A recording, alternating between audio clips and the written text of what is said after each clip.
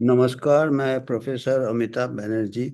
आज हम फिर थोड़ा क्रिटिकल थिंकिंग की बात करेंगे। अपना एक सीध में सोचते हैं हम, जितना हमारा एजुकेशन सिस्टम, हमारा ट्रेनिंग, प्रोफेशनल ट्रेनिंग या जो भी ट्रेनिंग, वो एक प्रकार से प्रथा बन जाता है, परंपरा बन जाता है, जिसको कह सकते हैं कि जैसे घर में परंपरा तोड़ना मुश्किल होता है, ऐसे ग्रुप थिंक चालू हो जाता है।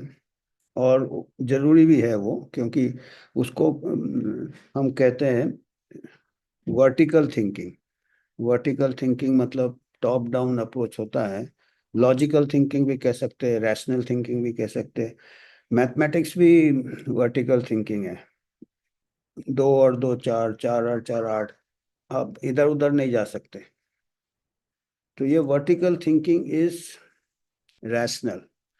और पर जो हमारा एक क्रिएटिव थिंकिंग जो होता है, जो लोग जीनियस होते हैं, वो उनके दिमाग में स्ट्रेट लाइन से कई बार और कुछ सोचते हैं, कुछ आजू बाजू कुछ देखते हैं, अचानक उनको प्रॉब्लम का हल मिल जाता है। जो समस्या के बारे में सोच रहे हैं, आपको आर्चिमिडीज प्रिंसिपल मालूम है। वो सोचते सोचते स्ट्रेट लाइन में जब तक सोच रहा था, उसको आया नहीं। उसके बाद वो जब नहाने गया था, वो हुआ। तो वो एक दूसरा एक्सपीरियंस है, जो कि स्ट्रेट लाइन से नहीं है। तो ये हटके जो आपके अनुभव होते हैं, इसमें अगर माइंड को ट्रेन किया जाए।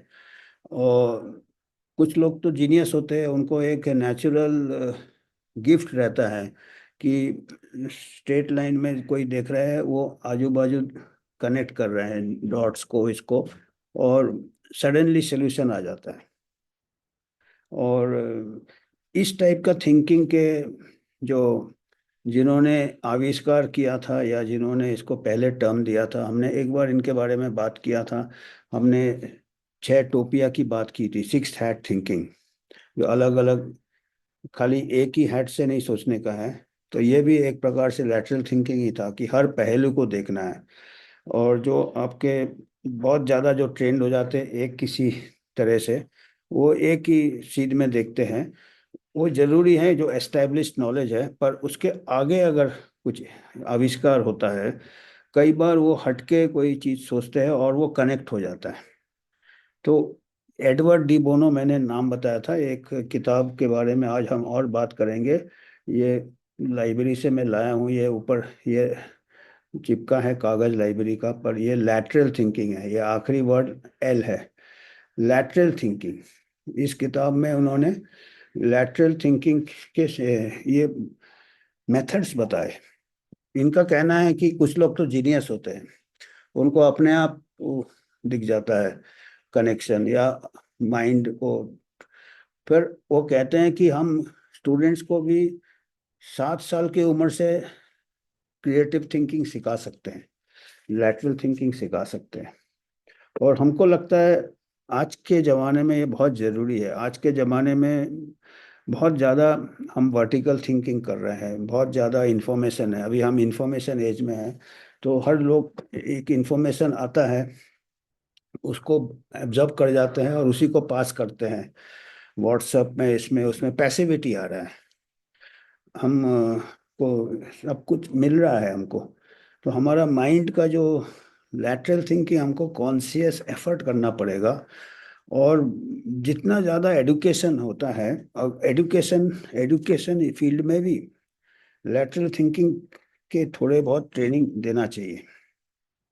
क्रिएटिविटी जिसको कहते हैं, क्योंकि एक ही सीध में सब सोचते हैं, स्ट्रेट लाइन में सोचते हैं। अभी हमने देखा महामारी में भी, पूरे जितने भी पॉलिसी मेकर्स थे पूरे वर्ल्ड में, पूरे मेडिकल कम्युनिटी में, वो एक लाइन बना दिया उन्होंने। ऐसे होगा, हम break the chain of transmission करेंगे, एक लाइन। लॉकडाउन करेंगे, फिर ये करेंगे, उसके बाद वैक्सीन आएगा, माने एक के बाद एक, दो दो चार। और बाद में वैसा हुआ नहीं, और फिर सब क्याओस हो गया, नुकसान हो गया। तो वो स्ट्रेट लाइन थिंकिंग और दुख की बात यह है कि इसमें भी कुछ लोग लैटरल थिंकिंग कर रहे थे, जो बोल रहे थे कि भाई आपको डेटा अवेलेबल है, उससे क्या एप्लीकेशन है कि भाई बुजुर्ग को खाली खतरे में है उनको बचाइए, यंग लोगों को अपना स्कूल अपना ये, जो कि ग्रेट बैरिंगटन डिक्लेरेशन 2020 को अक्टूबर में जय भट्टाचार्य, मार्टिन कुल्डॉफ और सुनेत्रा गुप्ता, स्टैनफोर्ड, हार्वर्ड और ऑक्सफोर्ड यूनिवर्सिटी के प्रोफेसर्स, 3 एपिडेमोलॉजिस्ट, उनमें से अभी एनआईएच के डायरेक्टर है जय भट्टाचार्य। ये एक प्रकार का हटके थिंकिंग था कि पूरा लॉकडाउन करने की जरूरत नहीं है, जो कि पूरा एक सीट से चल रहा था।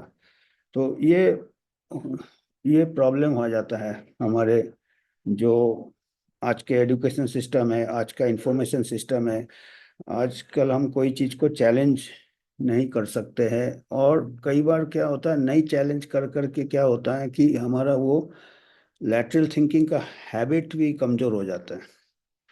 और ये आज का, ये नहीं है, आज का प्रॉब्लम नहीं है। ये तो मैंने इसका बताया, एडवर्ड डी बोनो का बताया। फिर हमने एक और किताब, हम जैसे तालिब को मैं बहुत एडमायर करता था।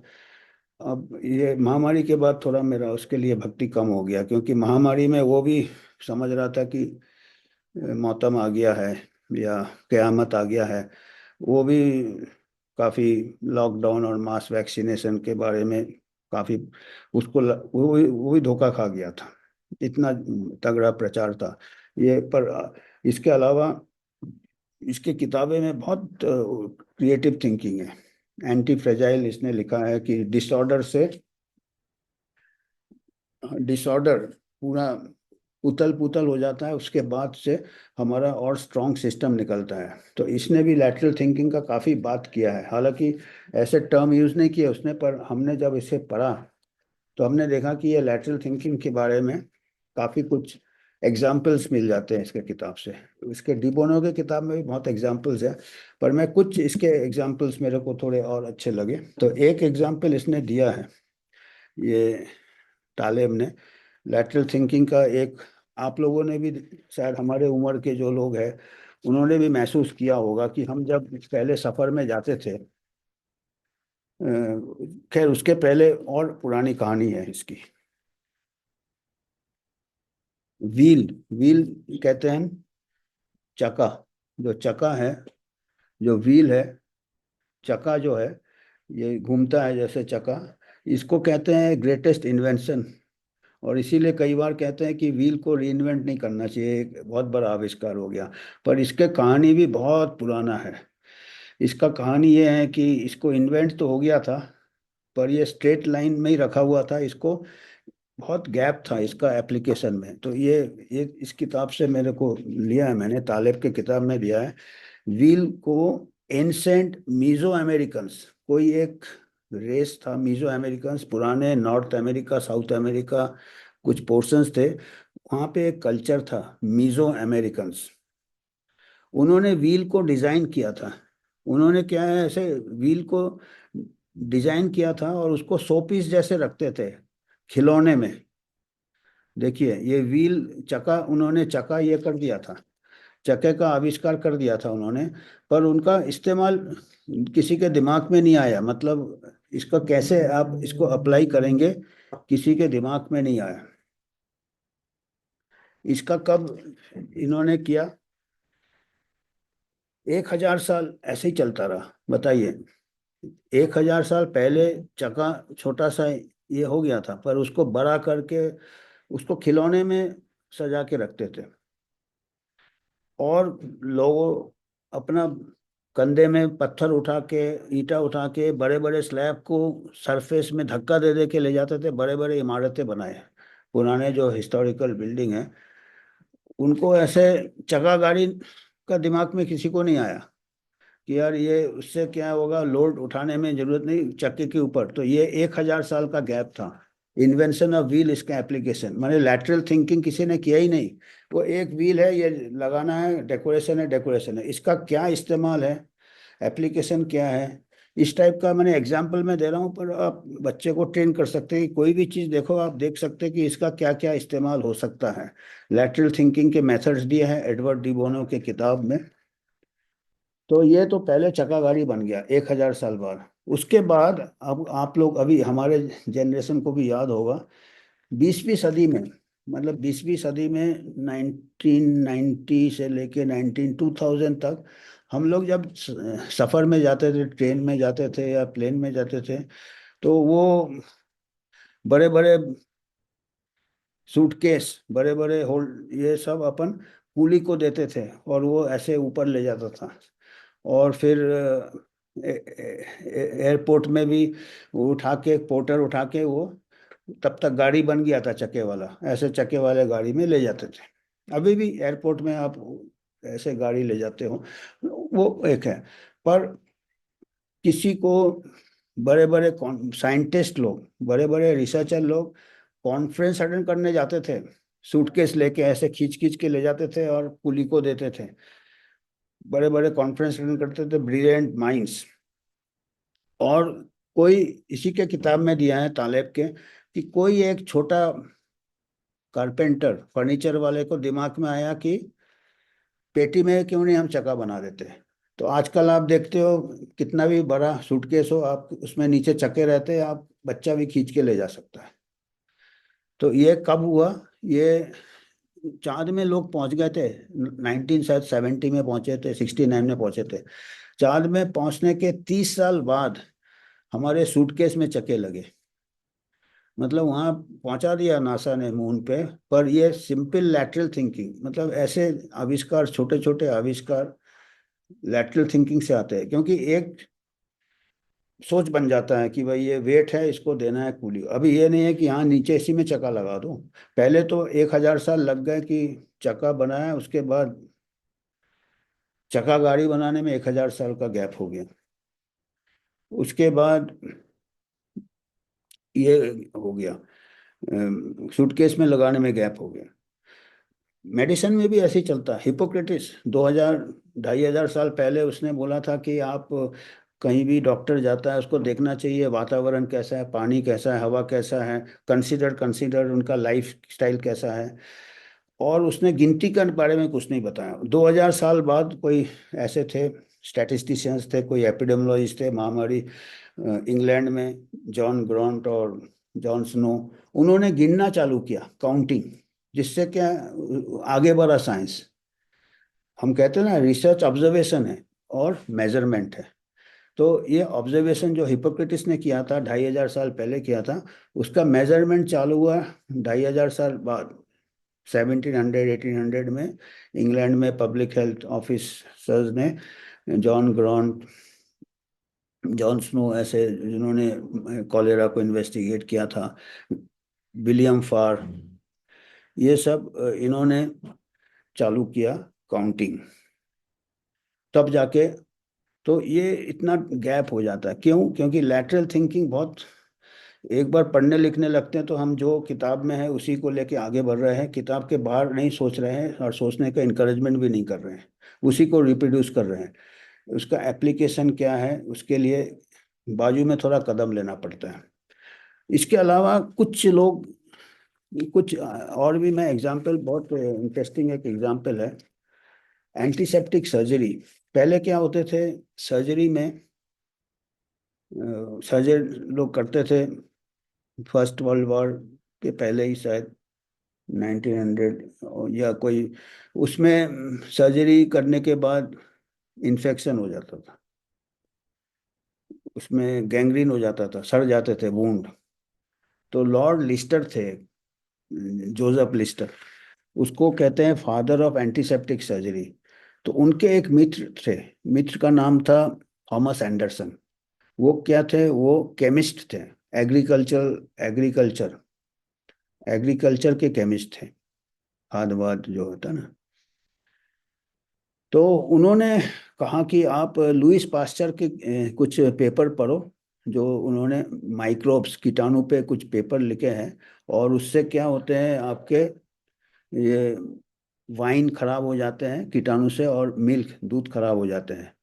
और तो उसने, लॉर्ड लिस्टर ने क्या किया, जब देखा कि ये जो फूड खराब होता है और ये खराब होते हैं, और उसके जो फ्रेंड थे केमिस्ट, उन्होंने कहा कि आपका शायद जो सर्जिकल वुंड भी जो खराब होते हैं, उसमें इन्फेक्शन हो रहे हैं, गैंग्रीन हो रहे हैं, सड़ जा रहे हैं, वो भी शायद इसी टाइप के कीटाणु, उस टाइम कीटाणु नए नए, माइक्रोबायोलॉजी नया नया आया था तो एग्जैक्टली मालूम नहीं था। तो उसका जो केमिस्ट दोस्त थे उन्होंने बोले लॉर्ड लिस्टर को कि देखिए लुईस पास्चर ने किया है, मिल्क में किया है कि कीटाणु आते हैं और वाइन में आते हैं। लुईस पास्चर भी वाइन फैक्ट्री में काम करता था। तो हो सकता है कीटाणु भी। तो उसके बाद उनके दिमाग में बैठ गया लिस्टर के कि यार ये सर्जिकल वुंड हमने इतना अच्छा सर्जरी किया, क्यों ये हो रहा है। फिर उन्होंने लैटरल थिंकिंग है मिल्क से सोचा, उनके दोस्त ने उनको सोचने में मजबूर किया। तो उनके दिमाग में बैठ गया कि हो सकता है ये कीटाणु है।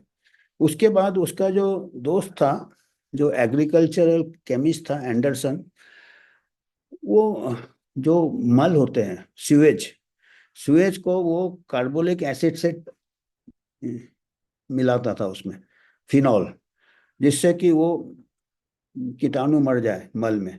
और वो जब मल कीटाणु मर जाते थे उसको वो खाद में इस्तेमाल करता था, क्योंकि एग्रीकल्चरल केमिस्ट था। तो लॉर्ड लिस्टर ने उसको देखा ये करते हुए, वो देखा प्रोसेस, देखा उसको कि यार ये हमारा दोस्त तो ये कार्बोलिक एसिड फिनॉल इस्तेमाल कर रहा है और ये इसको ये कर रहा है। तो उसको वो जो देखा, वो उसका मल का जो बदबू है, और जो सर्जिकल इन्फेक्शन में जो गैंग्रीन हो जाते थे, सड़ जाते थे जो घाव, उसका स्मेल और उसका मल के स्मेल से उसको सिमिलर लगा। तो उसने सोचा क्यों नहीं हम सर्जिकल वुंड में भी ये फिनॉल इस्तेमाल करें, या सर्जरी करने के पहले हम इसको डिसइंफेक्ट करें, फिर अपना सर्जरी करें। तो उसने फिर कार्बोलिक एसिड का, उसको जो मल का ट्रीटमेंट, सीवेज ट्रीटमेंट प्लांट, उससे उसको आइडिया मिला कि ये फिनॉल हम सर्जरी में एंटीसेप्टिक सर्जरी कर सकते हैं जिसमें कि वुंड इन्फेक्शन ना हो।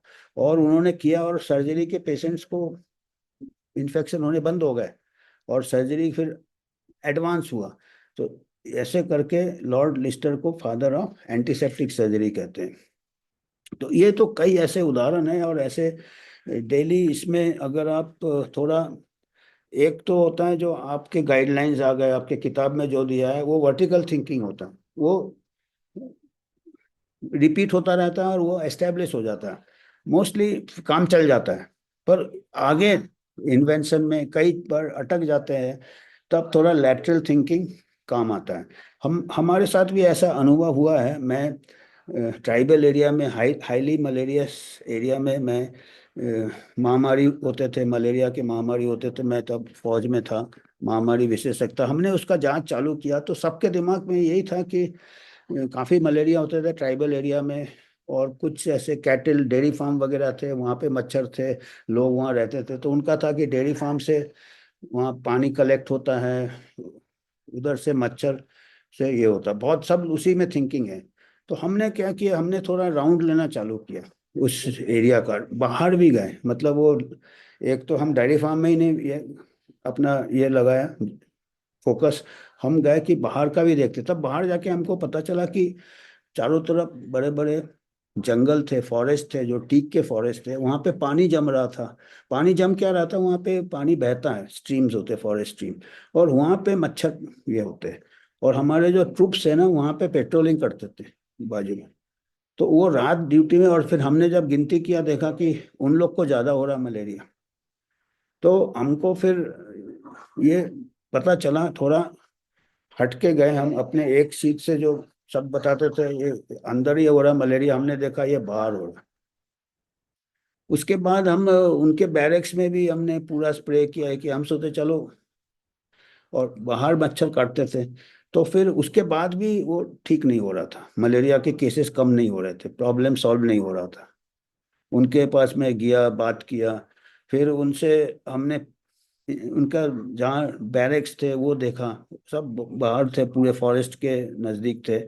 और बैरक्स में फिर हमने ऐसे ही, हमारे आर्मी में इंस्पेक्शन होता है सब फैसिलिटीज का, आपका टॉयलेट कैसा है, वॉशरूम, तो हमने जाके देखा टॉयलेट्स तो पानी नहीं आ रहे थे, टॉयलेट्स ब्लॉक थे। हमने उनसे पूछा भाई आपका वो पूरे लगा रहे थे वो ओडोमॉस वगैरह, ड्यूटी में सब दिया था, फिर भी कम नहीं हो रहा। तो हमने पूछा आपको क्या प्रॉब्लम, आपने कंप्लेन नहीं किया? बोला हाँ कंप्लेन किया है, पर हम लोग को कोई प्रॉब्लम नहीं है, हम वहाँ चले जाते हैं, ओपन एयर में चले जाते हैं, जंगल थे नज़दीक, सुबह शाम वहीं चले जाते हैं। तब मेरे को यह है कि यार ये ऊपर तो ये लगा रहे हैं, जब जाते हैं फॉरेस्ट में कॉल ऑफ नेचर के लिए, वॉशरूम उनका खराब है, तो वो नीचे एक्सपोज हो जाता है, वहीं मच्छर ब्रीड हो रहे हैं, वहीं पानी फ्लो हो रहा है। तो वो हमको फिर आया बॉटम्स अप अप्रोच, हमारे दिमाग में आया कि हमने ऑडोमोस दिया, भाई वहाँ जब जाते हो तब ये लगा लिया करो। और फिर बाद में टॉयलेट रिपेयर किया, ये किया, क्योंकि उन लोग आदी थे मोस्ट ऑफ द टाइम। 1990 की मैं बात कर रहा हूँ, 95 96 या 99। तब कई ऐसे आते थे जो कि उस टाइम आपका विलेज बैकग्राउंड से आते थे, उनको कोई प्रॉब्लम नहीं होता था। तो ये एक कल्चरल थिंकिंग, हमने बियॉन्ड द बॉक्स सोचा, ये आउटसाइड द बॉक्स सोचा कि ये एक प्रकार का लैटरल थिंक। और जब हमने उनको आइडेंटिफाई किया, हमारे मलेरिया केसेस कम हो गए। और ये अभी इसलिए जरूरी है कि आजकल आप देख रहे हो जितने भी ये एपिडेमोलॉजिस्ट है, डेटा साइंटिस्ट है, वो लैपटॉप में बैठ के मॉडल बनाते रहते हैं। ये ग्राउंड सिचुएशन जाके नहीं देखते। हमने इतना छोटे से जगह, एक एरिया था, एक स्टेशन था, एक ट्राइबल एरिया था, एक डिस्ट्रिक्ट था, वहाँ पे हमने जाके बाहर निकले, अपने ऑफिस से बाहर निकले, वॉक किए, फॉरेस्ट देखा, फिर उनका बैरक देखा, फिर कनेक्ट किया कि यार ये इनका टॉयलेट फॉरेस्ट में जा रहा है, उधर से ट्रांसमिशन हो रहा है। और भी काफ़ी डिटेल स्टडी किए थे हमने, आइडेंटिफाई किए थे वगैरह, पर मेन ये था कि ये कनेक्ट नहीं हो रहा था। ये कनेक्ट हो गया जाने के बाद हमारा एक आया। और तो आजकल क्या हो रहा है, आजकल सब मॉडलिंग हो रहा है। लैपटॉप में बैठ के अगर हम भी बैठ जाते हैं और लैपटॉप में हम मॉडल बनाते रहते हैं, इतने केसेस होंगे, और होते भी रहते हैं, क्योंकि वो प्रॉब्लम सॉल्व नहीं होता, पर उसका सोल्यूशन नहीं मिलता हमको जब तक हम फील्ड में नहीं जाते। इसीलिए हमको लगता है कि अभी जो है ना, सब लैपटॉप एपिडेमियोलॉजिस्ट बन रहे हैं। फील्ड एपिडेमियोलॉजिस्ट, या जो पहले शू लेदर एपिडेमियोलॉजिस्ट कहते थे कि जूते घिस जाते थे उनको, वहां जाके कई, उसको लैटरल वॉकिंग भी करना पड़ेगा, लैटरल थिंकिंग ही काफ़ी नहीं है। ये डी बोनो ने लैटरल है, महामारी में आपको लैटरल वॉकिंग, क्योंकि ये हमारा जो महामारी विज्ञान है खाली मेडिकल फील्ड नहीं है, कल्चरल आ गया, उनका हैबिट्स आ गया, उनका वातावरण आ गया, उनका बायोलॉजी और वेक्टर आ गया, वो बाहर रेस्ट करते हैं, ये सबको लैटरल थिंकिंग मांगता है।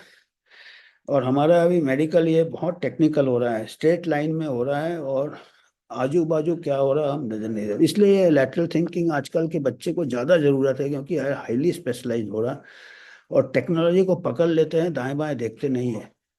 और फिर क्या करते हैं, एक बार वर्टिकल थिंकिंग करते हैं तो बाकी लैटरल थिंकिंग वाले को आप उसको नज़रअंदाज कर देते हैं, उसको रिडिक्यूल कर देते हैं, उसको। महामारी में जो हुआ था, महामारी में वही हुआ, सेंसरशिप कर दिया। अरे सेंसरशिप करोगे तो आपको ऐसे आइडियाज आने बंद हो जाएंगे, इनपुट्स। लैटरल थिंकिंग कच्चा होता है, मानते हैं कच्चा होता है, पर कई बार उसी में से आइडिया मिल जाते हैं, कच्चे में से कई बार मिल जाते हैं आइडिया, नए आइडिया मिल जाते हैं। बाकी एस्टेब्लिश थिंकिंग, जिसको हम वर्टिकल थिंकिंग कहते हैं, वो पक्का होता है। पर जो कच्चा होता है उसमें से क्रिएटिविटी आता है, उसमें से जीनियस आता है, उससे क्रिएटिविटी आता है। अगर ये नहीं होता तो अभी भी हम गुफा में ही बैठे रहते। अभी हम उसी से हम आगे बढ़े हैं, और अभी का जनरेशन अटक रहा है टेक्नोलॉजी में। और फिर अभी अगर हम इतने अटकेंगे तो फिर एआई ले लेगा सब, आर्टिफिशियल इंटेलिजेंस। अब वो तो एक ही सीध में चलेगा आपका ये वो। जब आजकल के इंसान लैटरल थिंकिंग नहीं कर रहे तो एआई वाले कितना लैटरल थिंकिंग करेंगे? कहते हैं करेंगे, क्योंकि वो लैटरल थिंकिंग क्या है, पैटर्न रिकॉग्निशन है, तो आजकल का एआई पैटर्न रिकॉग्निशन करता है। तो हो सकता करे, पर हमको खुद भी तो करना चाहिए ना, सब कुछ एआई को थोड़ी सरेंडर करना है अपने। तो आज हम इतना ही है, थोड़ा कोशिश कर रहे थे थोड़ा बहुत नज़रिया को बढ़ाए।